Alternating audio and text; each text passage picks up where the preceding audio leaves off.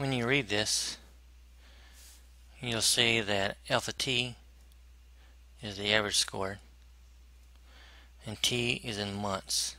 That's the main thing. So the question is, what was the average score on the original exam? And this is a domain restriction. I'm going to mark it out so you don't look at it. What was the average score on the original exam? Well, that means that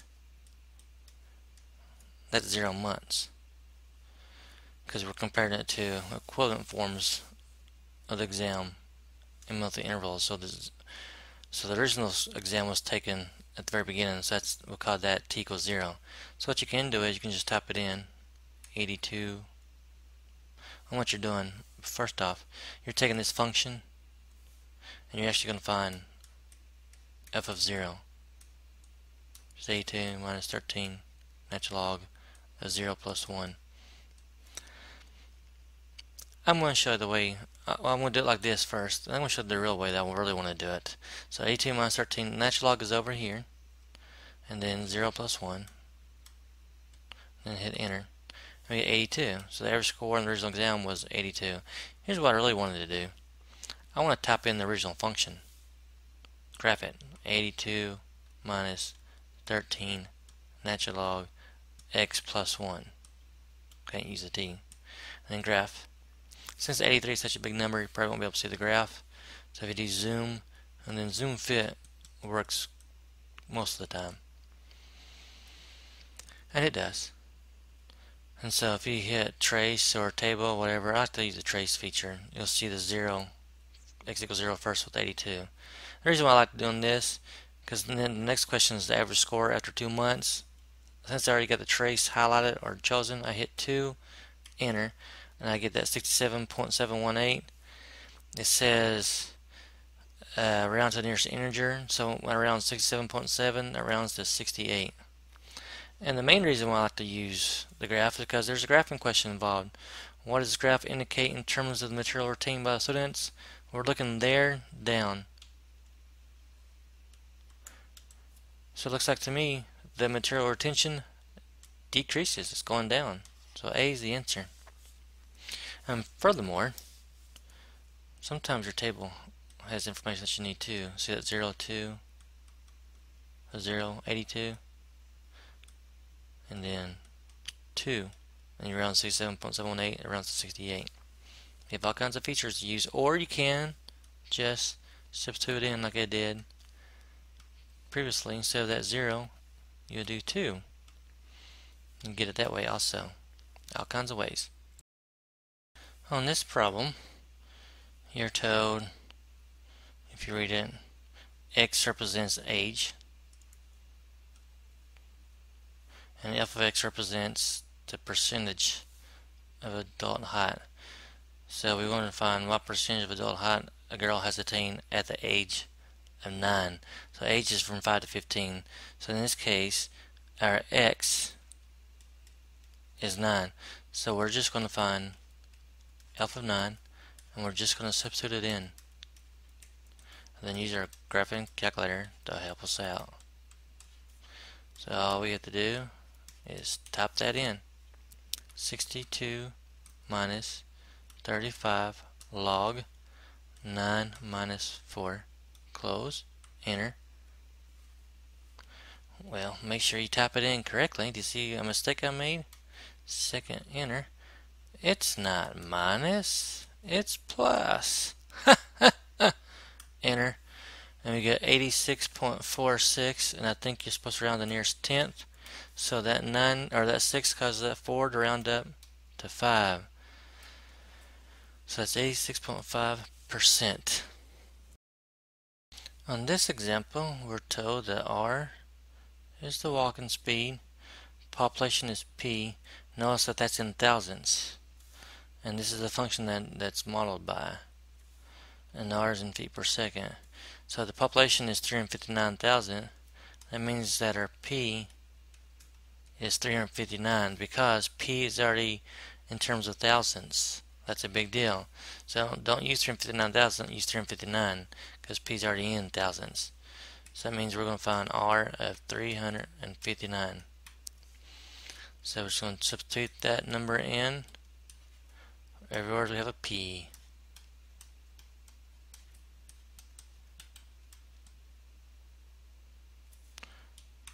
I'm going to type it in just the way it's written. 0.37 times natural log 359 close parentheses plus 0.05, enter. I think it wants you around the nearest tenths, so that 2 causes that 2 to stay a 2.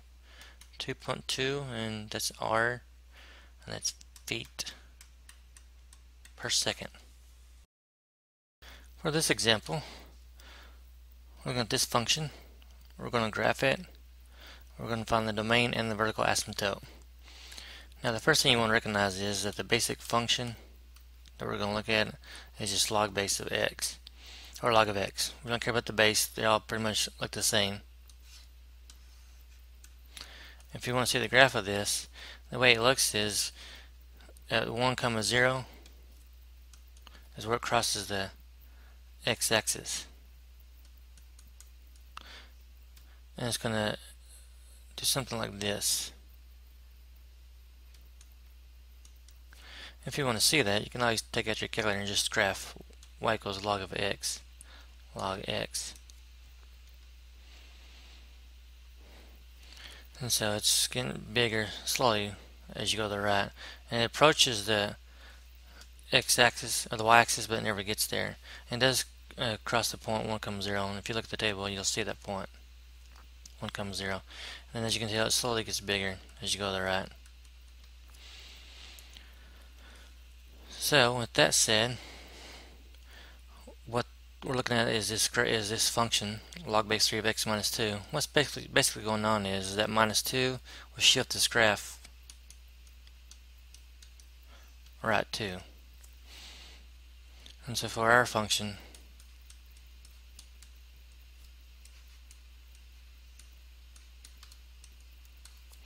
we're just going to take this graph and shift it to the right, which means we're going to take that basic point, the base point 1, 0, and shift it to the right, which makes it 3, 0. Now, like I said, it never ever approaches the y-axis. Well, that y-axis is also known as x equals 0. And what that means is that this x equals 0 is going to be shifted right 2. So 1, 2. So that's going to be x equals 2, and it's going to be an asymptote there. I'm going to show you another way to find the asymptote in just a second, but let's go ahead and graph it. Something like that. Now here's the easiest way, and I've already found the vertical asymptote. I've pretty much already found the domain, but I'm going to explain this a little bit further. You can't take the log of a negative number or 0. Watch this. If I try to find the log of 0, I get an error. If I try to find the log of a negative number, I get an error. So I can't take the log of 0, the log of a negative number. What that means is that x minus 2 must be greater than 0.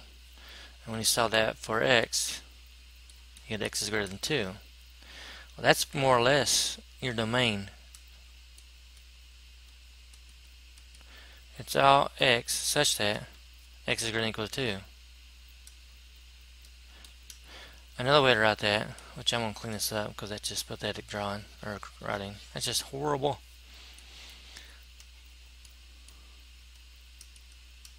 So you can write it like this: x such that x is greater than 2. Or if you use integral notation, how far left does this go? Well, it goes to negative 2, or to 2, I mean 2, but it never gets there because if I were to find, let's go ahead and graph it. I just want you to see this. So when I graph this, I'm going to use change of base. So I'm going to type in log of x minus 2 divided by log of 3. You always put the base on the bottom and change of base. And you'll see the graph, the funny looking graph. But when we look at the table, you just see something at 2. See, we see the point 3, 0, which we already knew. There it is. But at 2 we have an error. So, and after that, nothing but errors. So that means is that 2 doesn't exist. It's not in the domain. Neither is anything to the left of it, which is what this graph shows. Now, how far right does it go? It goes forever. So basically you're just taking this x minus 2 and you're going to write it as greater than 0, and you're going to solve it.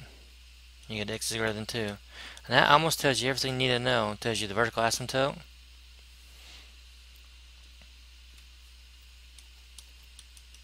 vertical asymptote is x equals 2. I already have it right here. It tells you the domain goes from left 2 then to the right forever. The 2 is not included. And then it also helps you with the graph. And that's it. On this example, I'm going to make it as simple as I possibly can. First off, the basic graph that we're looking at is the graph of this log function. It looks something like this. And if you want to see that, you just type in log x. And you'll see that. And it isn't going to the x or to the y-axis, because if you look at the table, when x is 0, there's no point on the y-axis. It's all errors after that. So what that means is that this 1/2 takes this graph and it shrinks it by half, because it's taking all those y values, making them smaller by half. The -4 is going to take that graph and shift it to the right 4. And this -5 on the outside shifts it down 5. So one thing I know for sure that happens is this 1, 0, it's going to be shifted to the right 4. So there's 1, 0, so we'll shift to the right 4. 1, 2, 3, 4. And then it's going to shift down 5. Just put that point right there. So that point is 5, 5. And if you want to see that, let's just go ahead and type it in. I'm going to type in, I'm going to put the fraction in parentheses, just be safe, 1/2. I'm going to change the base, log of x minus 4, close, divided by log of, well, my bad, there's no change of base here. So let me start over. It's base 10, so I don't have to worry about that. So let's just type in 1 divided by 2, which makes it easier, by the way. Log of x minus 4 minus 5. It's always good when it's just plain old log with no base. It's understood to be a 10, which is that log key. And then graph it. And see that? So what it does is it makes it less vertical. That's what the shrink does. So it looks something like this.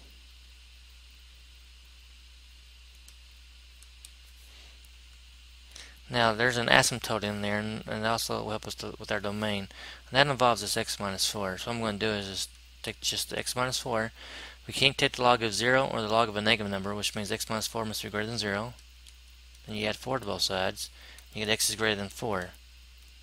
Now what that does is, it tells you all kinds of things. It tells you your domain. It goes from 4 to infinity. 4 is not included, because it can't be, you can't have, if you can't take the log of 0, because if x is 4, 4 minus 4 is 0, and you can't find the log of 0. And also tells you your vertical asymptote, x equals 4. So at x equals 4 is your vertical asymptote. That's the main thing. So everything that needs to be done is right here at this x minus 4, basically. Just write it greater than 0, and that tells you the domain and also the vertical asymptote.